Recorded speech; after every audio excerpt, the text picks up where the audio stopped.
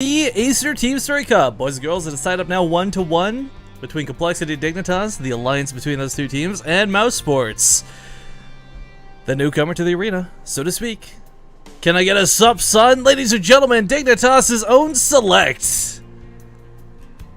But he's going up against the European powerhouse, spawning in the lower right corner of the map. He is the red Terran player from Mouseports, HeroMarine.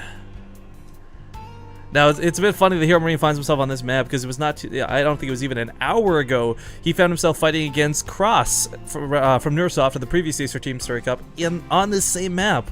So another TVT on King Sejong Station. It's worth noting, guys, two big things before we go into too far into this series. Number one is the fact that Select, I believe, is currently back in Korea, if I'm not mistaken. I could be wrong about that. But I know the last time we had him involved in the event, we had that big Terran vs. Zerg, the Starship Troopers Ultimate Edition tournament. But when we did that, he couldn't play very well. He had a lot of lag. He said there's like 16 people all living in the same house, downloading and using the computers and the internet at the same time. So my fingers are crossed that the situation's a little bit different for him and he can play his best, because Select, you know, he's really popular. He's a fun guy. He's got a great attitude and, quite frankly, the voice of an angel if you guys haven't heard him sing. But he's also not had a lot of results lately, which kind of sucks, but I've got some faith and my fingers are crossed, and looks like the lag may be an issue here. Now, it's worth noting while we're on this lag screen, guys, when I mentioned the sort of the alliance between Complexity and Dignitas, it's because neither team could really fully field a roster, so together combined they can. And let's not forget, while you can draw upon the powers of Dignitas through Select and Tefl, there's also going to be Complexity's QXC, Hendrilisk, and whoever else from the Academy is allowed to play. I'm not sure which players they have registered in the actual roster for the team in the Acer Team Story Cup, but again, just even thinking of Tefl, Select, QXC, and Hendrilisk is a very scary combination of 4 people in and of itself.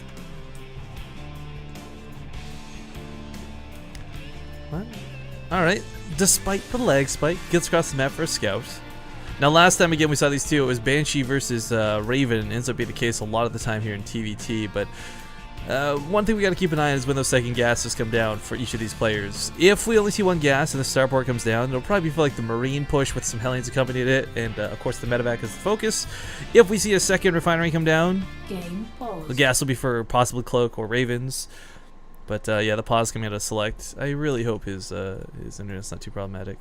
Now, it is worth noting, because of where he is, this match is coming down on the North American server. We've heard Europeans specifically express discontent in the past, as this is not the funnest thing in the world. You don't want to have to play on the North American server if you don't have to. Obviously, Europe versus Europe, Korea versus Korea, NA versus NA, like those are the perfect settings. But luckily, the Acer Team Story Cup does accommodate servers for those involved.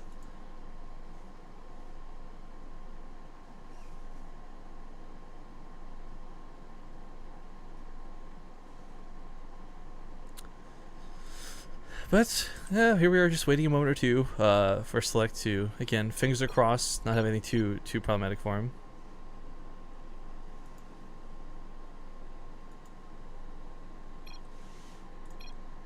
Alright, he's just text. For those who don't know, by the way, if you want to test like your in-game spikes per minute and stuff, like, because oftentimes you see players say like, I'm lagging, I'm spiking hard.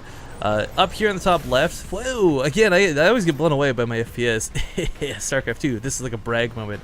But you'll see a third line come up saying like network/spikes per minute, and even if you have 1, like that's no good. If you've got like 5, that's terrible. And I think the highest I've ever seen one person get was 10 or 13.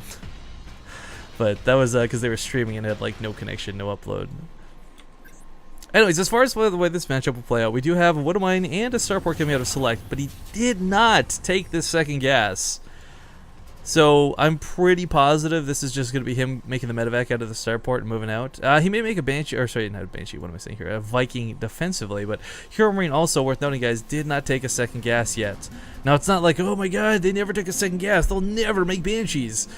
If my co-caster Zombie Grub were here, she'd bring up the whole point about the late game Banshee, nobody suspects it, etc, etc, and it's absolutely true. Sometimes the late game Banshee can be far more effective than the early game Banshee. There's no necessity to rush them out. One of the things here too, by the way, full wall off, with this Woodamine here at the front means that any Hellions that were typically to attempt to run by will be thwarted rather promptly, as the Woodamine will deal with them, but also, they won't be able to push back this past the supply depots.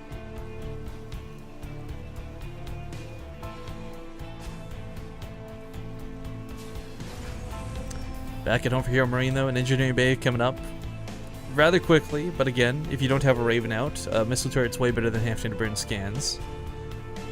And the way TBT tends to play out on this map, usually, like we didn't have this happen earlier today, but usually this ends up being a pretty big map with a lot of expansions, and a lot of siege lines make it very difficult to push through either player's half of the map, so that's kind of where you get this like incredible macro. I gotta say though, like, you know, Cross versus HeroMarine ending so early, well actually hang on, may end up being the case here. Select's actually got a very classically old move going on right now where he's got double Widow Mines in this, but there's going to be a turret down, right? And Widow Mines don't one-shot SCVs, it's the Marines that are meant to finish them off after they get low. But with no defenses at home, and this SCV will awkwardly alert Select that something is outside of his door. Even though he lifts the depots, there's Marine DPS here. Hellion DPS is normally so bad that it can't actually keep this back, but as we see the first depot falls, the Viking lands, and there's really not a lot here in the form of defense. SCVs pulled into this are going to make this so dangerous, and the Widow Mine's going to get a good connect off on those Marines, but the Medvac will heal that up. Unfortunately, more SCVs are forced to be pulled into this. On the other side of the map, not a lot of damage got done. Widow Mines were cleaned up, and even the Hellions going to clean up these Marines slowly but surely. Both players lose about the same amount of workers. I think Select lost a little bit more, though, because his Medevac did die, and he did not recover anything out of that drop, so very unfortunate. Very unfortunate. Now round 2 is hustling and bustling here, ready to go up the top of this ramp. The Viking really needs to pick off that medevac, and that's a big part of why he's not landing it again. There's only one Marine of DPS to sort of thwart this Viking, so, well, he will eventually die if he's not careful. It's not an immediate necessity to land straight up. But coming across the map, he finds himself against another Viking. He will lose his Viking. Kind of that awkward moment, like, do I retreat, do I fight? Well, you kind of have to fight, but one shot shy of a victory. There's some more Marines at home, but guys, Marines, they find such a hard way to deal with Hellions. This is why mech has become so popular as well, because a couple good Hellion blasts will absolutely annihilate any amount of Marines. But come to the top of the ramp, Widow Mine will not get a chance to burrow, and that was a lot of the hopes of Select. And if we're going to be honest, guys, if HeroMarine had opened this game with a Banshee, Select's opening would have been almost perfect, but he didn't. And this has been a really tough hold so far, and he's still bleeding out. Now granted, the command center's on the way and he's not faltering, but HeroMarine's finally made a siege tank, and Select, well, definitely wanting to, doesn't really have the money to be able to do that. He does have a siege tank finally in production now himself, but again, a lot of what he's been doing is kind of just barely buying time.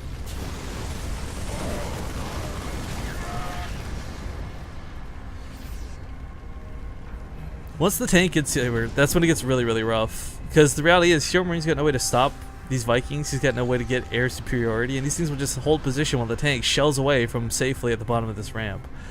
Select's own tank is going to actually time out pretty nicely here, though, despite the fact that it came out so much later. The map distance HeroMarine had to travel was crazy in comparison.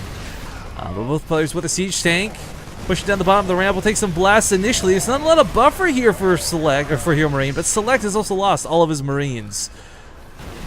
Viking awkwardly in the air may end up doing well, but he needs to repair this tank. This tank is quite very literally his last hope, guys. If this falls, Select is done. Is the repair going to be enough? Looks like it will just barely start driving back the Vikings. But that siege tank is set, and it's not going anywhere anytime soon. He's going to have to compromise or give up 3 of these depots, which is really unfortunate. HeroMarine's only just starting his own command center behind this, so don't get confused, guys. Select, he's going to be muling like crazy, trying to build some RCVs. But this is not looking good for him. This is not looking good in the slightest. This one medevac could just pick units up and drop them on top of the tank if it wanted to. He's going to go for some more repair micro. This is going to work out really nicely as the Vikings start running into it, but it's not the Vikings he's shooting. Instead, it's the Marines. And strangely enough, it's the Vikings he needs to kill, not the Marines. When do you ever see landed Vikings be this problematic? Well, he picks up one medevac left in the air. The Vikings do decide to lift as well. SCV's trying to repair this tank like crazy for dear life. Select looks like he will actually win the tank fight here at home, but only just barely. And this is such a messy hold, but you know what, guys? HeroMarine, he's giving away so much for this.